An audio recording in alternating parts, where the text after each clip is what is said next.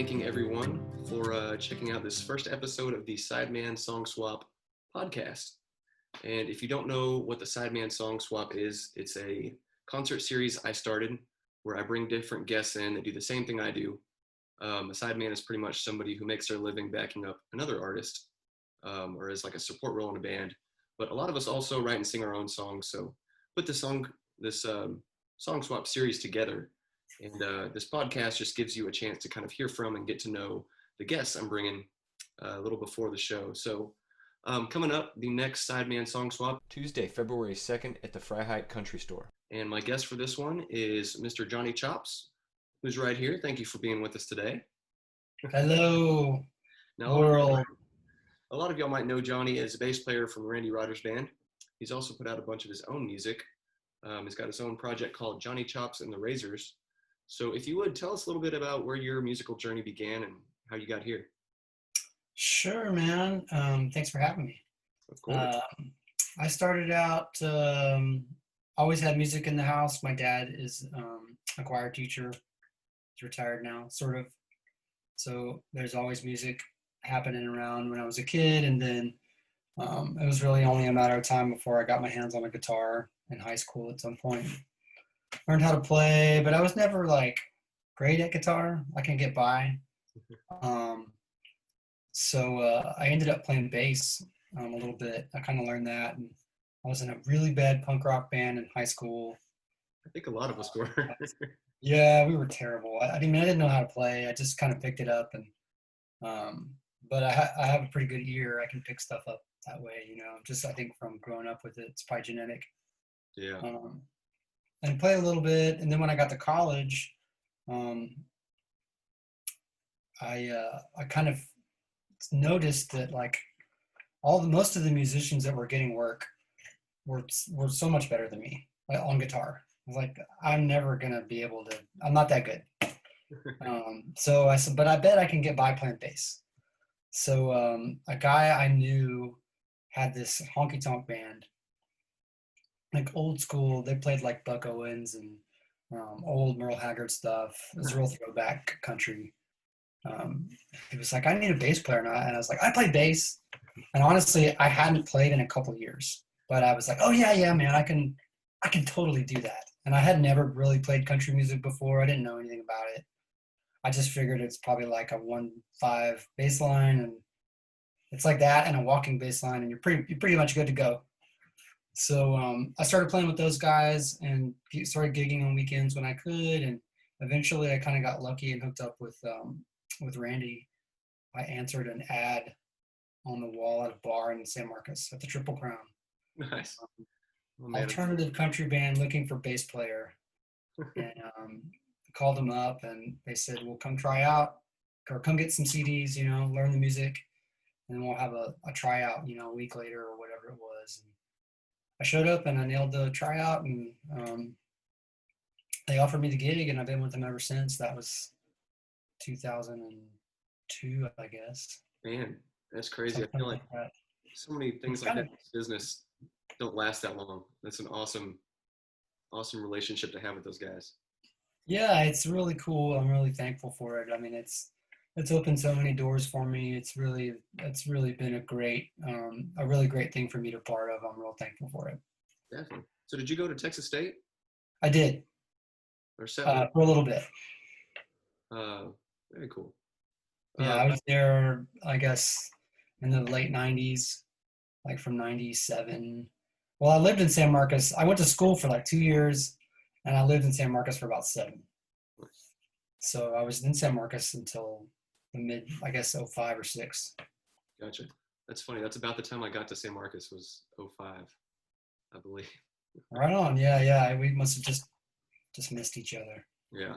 Man, it's funny. My dad would tell some of the same things. Like, he's a bass player, which is awesome for a drummer to grow up with a bass player in the house. But he was telling me he was from Abilene, and he was telling me that back then there weren't bass players.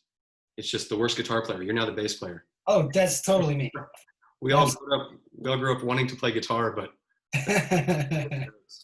absolutely. I'm without a doubt like probably the worst guitar player in the band. So it's like, oh, I'll play that thing. It's only got 4 strings on it. Nice. So, at what point did you start writing and playing your own music, or was that before then even? I had written a little bit off and on, just kind of for fun. I really was into blues music. It's kind of what I wanted to do originally. So I'd written some just real basic blues songs, but I had never really taken it seriously. And that was one of the things I kind of learned from being in Randy's band was, there was this dedication to the craft of songwriting. Like I went to Nashville and was part of like a Nashville co-write a couple of times with Randy and another guy. I had never really approached it that way, like as a serious thing where like you sit down and you finish a song in a couple hours. Oh yeah. And that was a real like, oh wow, this is like a whole thing that people do. Did you find that intimidating that first time around? The first time for sure, yeah, it was. I was pretty nervous, and I don't think I brought much to the table. I'm pretty sure I wasn't real prepared. I mean, I've learned through the years now if you're gonna go to a songwriting session, you should probably like come with some ideas or have it's good to maybe have some hooks or something started to bring to the table unless you already have that really good relationship with somebody. But if you're just going to sit in a room and write with a stranger, it's probably good to like have something to start with. Definitely.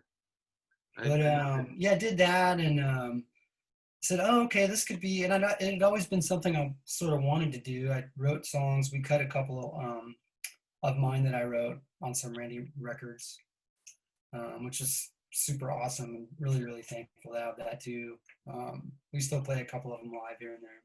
Nice. And then we co-wrote a few times. So I got a few cuts kind of like that and just really started to get sucked into that craft of writing songs. I mean, I love to make that a part of my regular routine nowadays. Nice. And once I kind of got to where I felt like I had enough material to put out my own record, and I knew how to do it, after working in the studio with the guys on lots of records and being on major label albums and big albums and little albums and live albums and just knowing how it is to be in a studio and maybe how to run your own project. I did my first record in 2013 with Adam Oder at the old Yellow Dog Studios when it was on Congress.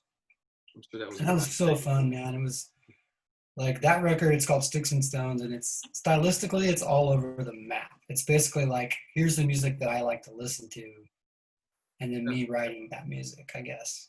So it's kind of all over the place, but it was a super fun record to make. We did it totally without any intention of what commerciality or like, is this going to get played on the radio? It was just like, let's make a rock record that has blues stuff and also singer-songwriter elements to it. And there's no coherence to it at all, but it's kind of cool that way to me. Man, for sure. I feel like that's part of the, when sidemen reach out and get to do that, they get to do whatever they want because there's no pressure from a label or from what your fans they already expect from you. None of that really exists when you kind of step out and do your own thing. So I can imagine that was a blast making that record. It was so much fun, man. It was my first time to really like kind of run the session the way I wanted to do it. And it was all my tunes. I'd never just spent a whole project on my songs. It was just like, oh my God, this is so much fun. It's so cool. And really enjoyed it. And that kind of ran its course and I went back to writing again and I've written since then. It's become way more of a regular thing for me now. Like I try not to let too much time go in between writing. I feel like that's one of the most important things is just doing it all the time. Mm-hmm. I think so. I'm not really for the most part. I think it's okay to live. Sometimes you got to take a step back and live a little bit and come back to it. But I think if you want to be good at anything, whether it's drums or photography or building houses or whatever, you got to do it a lot. Yeah, definitely. Very cool. So that's kind of where I'm at now. I mean, I did another record in 2018. That's the self-titled Johnny Chops and the Razors album. And did that one with David Abeda at Cedar Creek Studios. And we kind of co-produced it.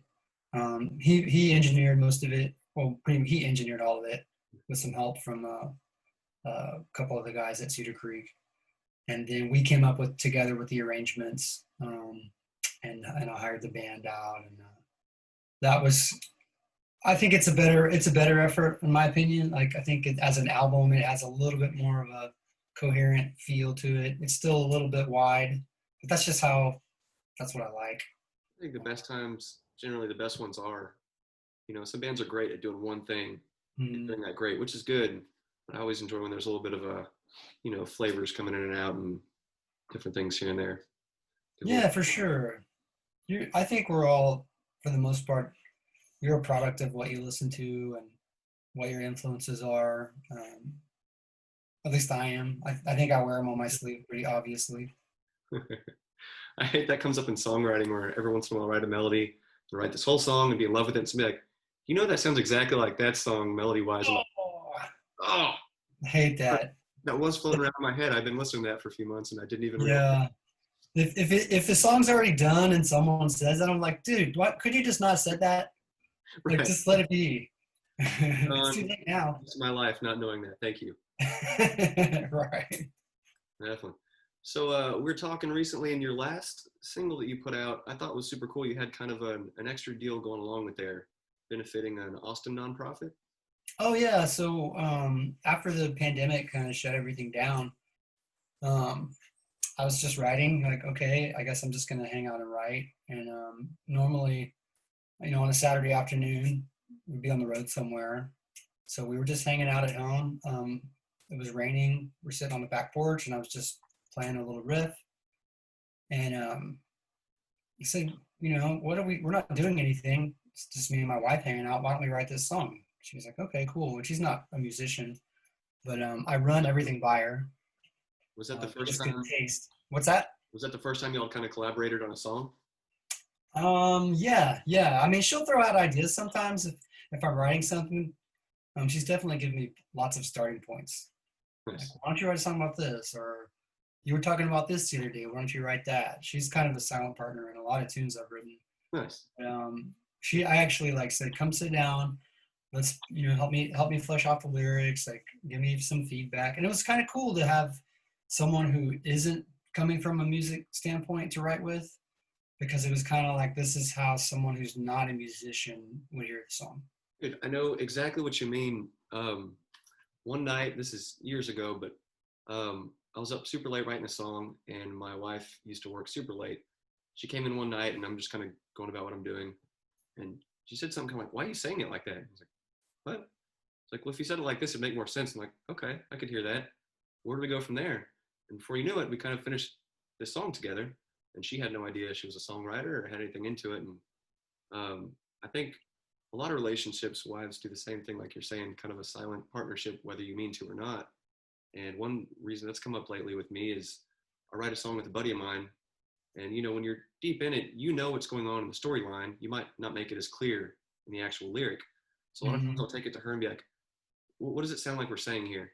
And she'll kind of tell me if it's like, I wasn't getting that at all out of it, or yeah, y'all nailed it. And it's nice to have that outside input on it. And I need to start making sure I write her into song credits. Yeah, for sure, man. We actually even created her an account with BMI, and so it's all legit. So That's she was awesome. real super excited. She's like, I'm a songwriter now. I have my own, my own. We haven't set up her publishing company yet, but we will. Nice. But she's a registered songwriter now, and she gets her cut of all the Spotify streams we got. She gets her 1/19 of a penny or whatever it is. Right. Well, man, Per that's super stream. cool to have something like that, together that you can do and enjoy doing together. Yeah, I think we'll do it again for sure. No, Um, we like working on stuff together. So, but the song anyway, we wrote the song and decided like, hey, it's called "Hope is Contagious" too, and it's topical, but not. It's just like something positive to share during like what was a pretty dark time, I think, for everybody, and right, still, honestly, still kind of is, for the country and for the world. definitely. So it's just something to kind of keep people hopeful. And I went ahead and recorded it with David Abeda again. We did everything remotely. I did the vocals and the acoustic stuff here at the house, and he put the whole band. That's all David Abeda, the drums and Nice. everything on there. All the other instruments are him. Went ahead and mixed it and finished it, and let's just put this out because it's a good message. And after we put it out, we thought, well, what else can we do with this? It's kind of an uplifting tune. We started reaching out to people that we knew. Said, maybe we could make some merch and donate the proceeds from the merchandise that's themed to the song to somebody. So a friend of ours works for a volunteer group. They're called the Orange Dot Crew, and they work with the Austin Animal Shelter, trying to home sort of troubled shelter dogs that have behavioral problems because they've been in the system. They're kind of institutionalized. I think of them as they're kind of like people who have been in prison their whole life or in orphanages, but they're animals and they don't really know how to socialize the right way. Right. So they work with those dogs, and they're all volunteer run. Everything that they do as far as dog food, adoption fees, training fees, that's all from donations. So we figured we'd help them out. So all the proceeds from our T-shirts and Hope is Contagious to face masks are going to the Orange Dot Crew. Nice. So which you can still get on my website. That was my next question. Music.com. Very cool. Awesome. And so all your music, I'm guessing everything can be found at your website there. Yeah, there's links. Everything is on the website, or you can get me on Spotify or YouTube or Instagram. It's out there. Just type it in. You'll find it. Awesome. So are y'all playing much right now with the Randy gig? No. We're done for the year. Gotcha. Yeah, we're pretty much done. We had one last show, I think last week, that unfortunately we had to cancel up in West Texas because it wasn't safe. Yeah. And that was going to be our last full band show of the year. Randy's still doing a few acoustic things here and there, but we're pretty much done until January. Gotcha. Yeah. So just hanging out.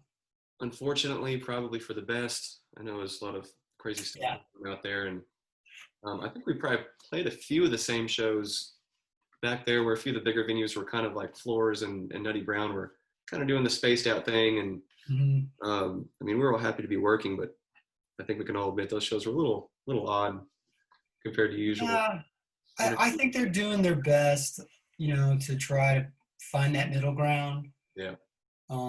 Because I'm a firm believer in the middle ground when it comes to stuff like that. I mean, people got to work. I get it, man. There has to be some business happening, but at the same time, I don't think we can just be wide open. Right. It is the largest global health crisis in the world that we've seen in our lifetimes, for sure. Right. So, just finding a way to make it work is important. I think that's something important to be said too, is the middle ground. I think that's something that's harder to come by these days. Everyone kind of is so polarized, or at least we are made to think we're so polarized. But yeah, I know. It's like, I don't know, on what thing, like, is it always one this or yes, or, it's always got to be all the way over here, all the way. It's so silly. There's no common sense to that at all. Like, life is all about compromise. Everybody compromises a little bit in their life. Like, everybody could just take a breath. It's okay. It's okay to disagree sometimes. That's okay. That's what makes America great. It's all right. I agree 100%. So you do have one other show coming up soon, solo, is that right? Yeah, I'm doing a solo acoustic show, as far as I know, in Conroe at the Red Brick Tavern on December 12th, which I think is a Saturday. It's a Friday or a Saturday. Very cool. Well, it's a super cool little spot. We were stopping in there one time a good while back, but super cool joint. That'll be a lot of fun. Yeah, it's a really cool, intimate little venue. And it's like, I think that the most you can get in there is maybe 70 people. It's real small. But it's a great listening room. People actually pay attention to your songs and your lyrics in there, which is nice. Definitely. And hopefully it'll still happen. I haven't heard whether or not it's still going to be open, but as of today, it is. That's definitely how it's been, I think, for a lot of musicians. Like, yeah, I mean, I have this show on the calendar. If we'll get there and it actually happens, we'll see. Definitely been rough for everyone kind of getting through that. But as of right now, me and John will be playing together, doing a little song swap at Freiheit Country Store here in New Braunfels. Once again, that's this coming Tuesday, February 2nd. I think we're going to kick things off at 8 o'clock. And we'll be bringing our own music, also some songs and stories from our time as Sidemen. We've got a lot of great giveaway stuff we're doing from both of our other projects, and some local shops here that have thrown in some support too as well. So it'll be a lot of fun. Stay tuned to all the social media stuff, Sideman Song Swap, Johnny Chops and the Razors. There's plenty of it out there. So go check that out. John, it's been great talking with you. Likewise. Thanks for having me, man. I look forward to Tuesday. It'll be a lot of fun. Me too. Awesome.